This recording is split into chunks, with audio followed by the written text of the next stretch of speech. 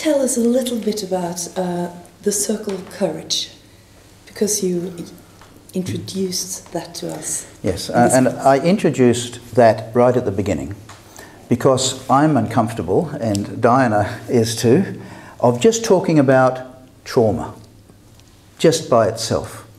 Because trauma can only be understood in the context of life, of positive growth, of universal needs. It needs a context of normality before we consider what's abnormal. And there are many ways of going about this. But the one that we have found compelling, because it's a useful framework, is something called the Circle of Courage. The Circle of Courage is simply a restatement of the universal growth needs, the ones that seem to apply across all cultures. In other words, a healthy, well-adjusted individual in all cultures seems to be characterized by 4 key positive elements. One of those is belonging. We might call that attachment. But being hooked in to family, with peers, or with schools, with community, with culture. In other words, being engaged. The second defining characteristic of well-adjusted people is that they have mastery. They can do things. They can contribute. They have a sense of competence or achievement.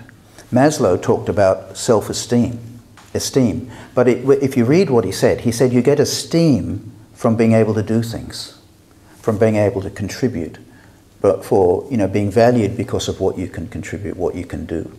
And of course there's a big literature on competence that right from almost the first year, there's an overwhelming striving for competence with infants and young children. What they want to do is what mum and dad do, and they want to copy.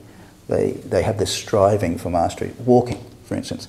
Despite falling over, banging their head, multiple failures, they've got this insatiable drive to achieve, to master walking.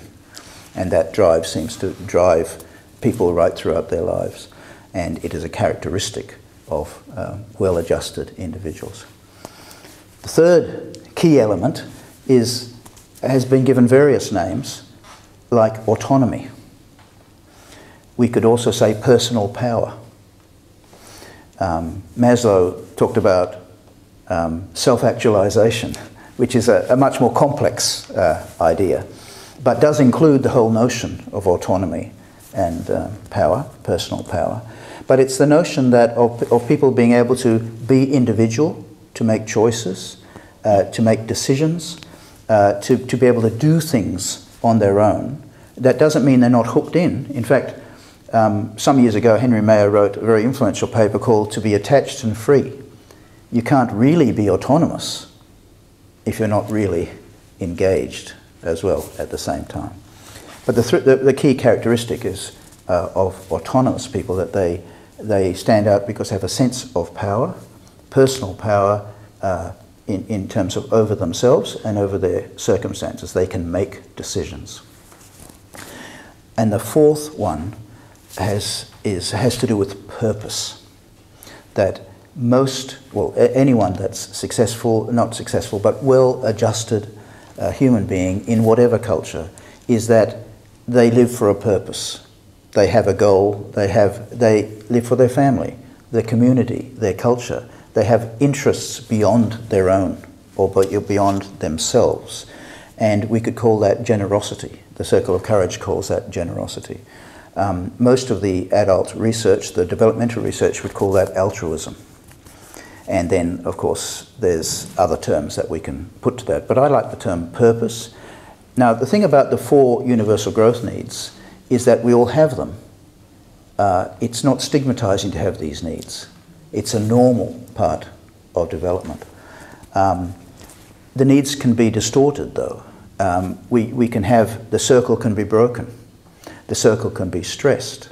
And it gives us a way of doing a quick, perhaps, assessment of someone's situation where we need to focus support and where we might need to focus maybe a case plan in working with this person. So the circle gives us a rudimentary sort of assessment tool for looking at where people are at.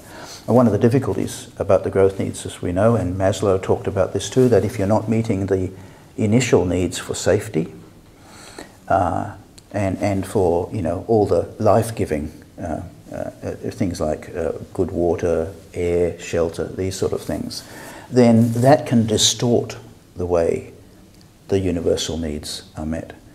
So mastery can be something that contributes to the community, or can be something that's destructive in the community. We can have, for instance, young people who are masters at stealing, for instance. That is a form of mastery, but it's a distortion of the universal needs. Same with belonging. If you don't have appropriate types of belonging, you can have distorted forms, like, for instance, belonging to a gang or a destructive sort of gang. Even purpose can be distorted, as we see a lot with terrorists and the risks to young people of wanting to engage in very destructive behaviours as well. So what we're looking at is healthy ways of meeting the universal needs. We see the whole trauma literature and the trauma framework not as something that stands by itself, but as something that contributes to our understanding of growth needs. In other words, where someone has experienced trauma, it is a restraint on them meeting their growth needs. Does that make sense? Yes. So it actually holds them back from connections. So we're looking at their need is to reconnect, for instance. It distorts mastery. It can distort the need for, the way we meet the needs for personal power, for instance. And certainly it can distort purpose.